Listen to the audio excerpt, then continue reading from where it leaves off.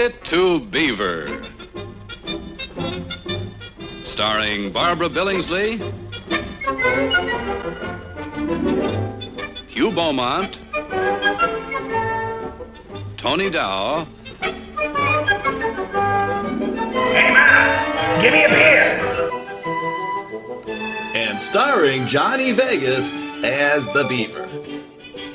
Kiss my fluffy, gin-soaked ass. In 2013, a degenerate gambling puppet was sent to prison for fixing a fantasy football game. He promptly escaped to the fantasy football underground. He still survives as a fantasy football bookie. If you don't know who to start, if you don't know who to cut, and you have yourself a six-pack of Pabst Blue Ribbon to give up, maybe you can hire Johnny Vegas.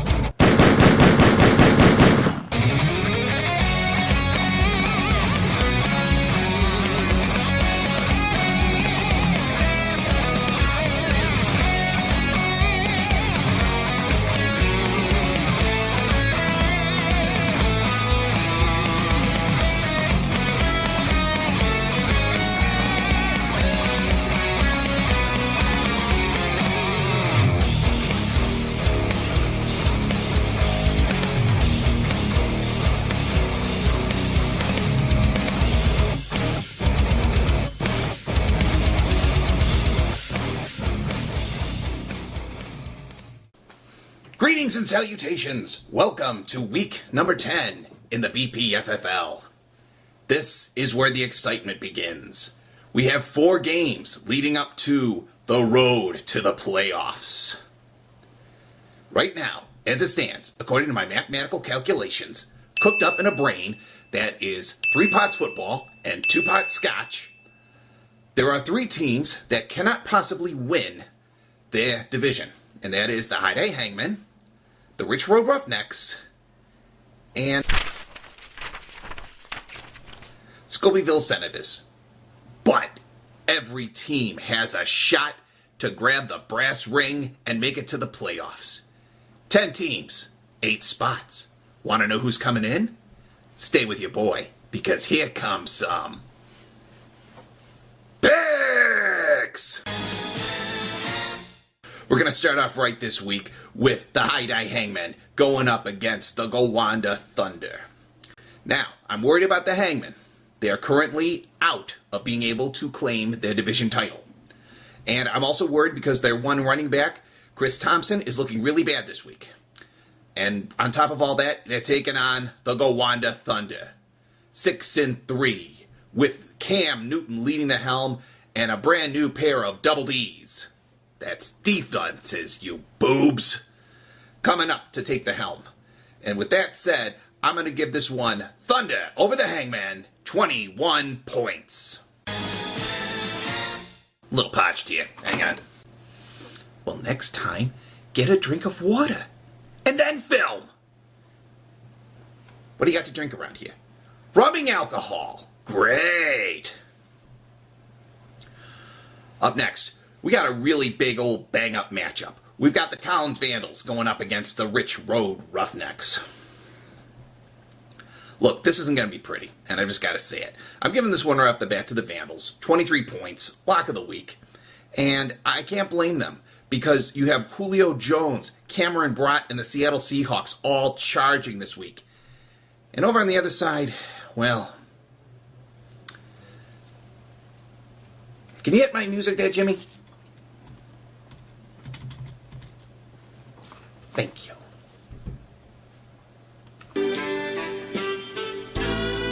You know, this one goes out by special request to the GM known as Rod, who owns the Roughnecks. You were dealt a tough hand. Injuries to both Aaron Rodgers and Deshaun Watson. And you know, you got to get a new quarterback. It's very difficult, I know. You got one rookie who's incredibly hot, and he's out for the season. You got an old flame in Aaron Rodgers coming back to you, and he's out for the season. You need a quarterback, son. You got to make the playoffs, either by trade or by waiver wire. You got to let one of them go. Oh, Rod, what you gonna do? Your heart keeps saying it's just not fair, but still you gotta make up your mind. Are you gonna stay with the one who loves you? Are you going back to the one you love? Someone's gonna cry when they know they've lost you. Someone's gonna thank the stars above.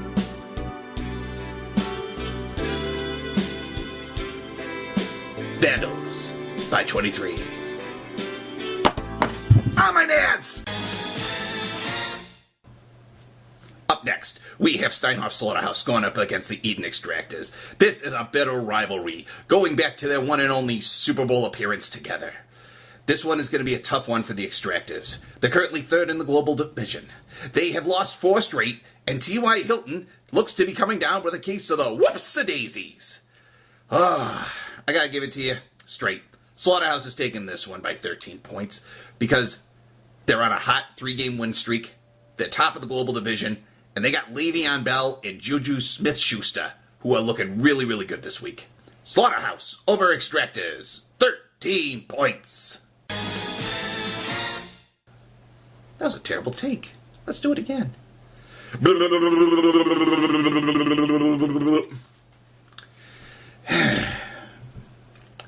Up next, we have Team Snicketipus going up against the Taylor Hollow Terror. On paper, this one is very academic, and I'm going to give it to the Taylor Hollow Terror. They're number 1 in the Central Division, 7-2, and they just picked up Green Bay defector Martellus Bennett, who is now in the good graces of the New England Patriots. However, I'm only going to give it to the Terror by a meager 6 points, because even though it looks academic on paper, I'm looking at Team Snicketipus, and they have a lot of dangerous components this week that I like. I can't possibly make this one a lock, so I'm only going to give 6 points. Terror over Snicketipus.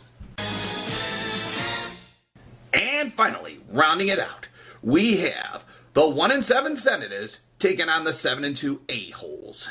Senators, you're out of the race for your division crown. But you are still in the championship race, and I'm very proud of you. You are a mover and a shaker, and you're making constant moves to try to improve your rosters. And I'm really liking Galladay and Croft. Galladay and Croft is not a 70s TV show that I auditioned to way back in the day. No. Galladay and Croft are 2 players that make the Senators look proud. But I don't know how good they're going to do up against the A-Holes, the other team with a 3-game winning streak. So I'm going to give it to the A-Holes by 7.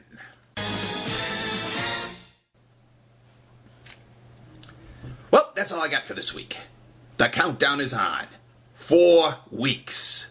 4 weeks for you to cement your glory. Do you have what it takes to be a champion? Well, do you? Do you? Do you? Do you? Do you? Do you? Do you? Do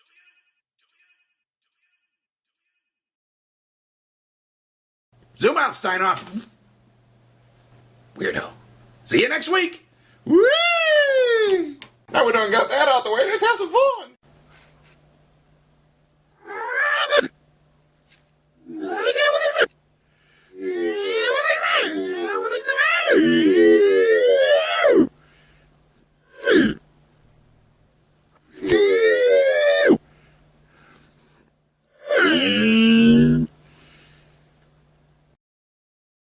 Seriously, Steinhoff, you got the worst taste in hats. I can smell the Doritos in this damn thing. Actually, I did love that show. Hat, please. I did love Leave It to Beaver. That was a good show. Even though June was a dirty harlot. She was. She said the dirtiest line ever in the history of the show. Ward, you were a little hard on the beaver last night. This February on Maury, the temperature's dropping and the drama is reaching its boiling point. Kimberly's 18 years old, and today she's going to test 5 men to find out who the father of her 2 children are. Kimberly claims there are 10 possible fathers. Yes. The incredible DNA results will be revealed today. Are any of these 5 men the father of Kimberly's 2 children? Bear, Jonny, Andrew, Ronnie, Joe, TJ. The conflict, the drama starts now. Shut your whore mouth. In the case of 1-year-old Casey, Jonny, you are the father.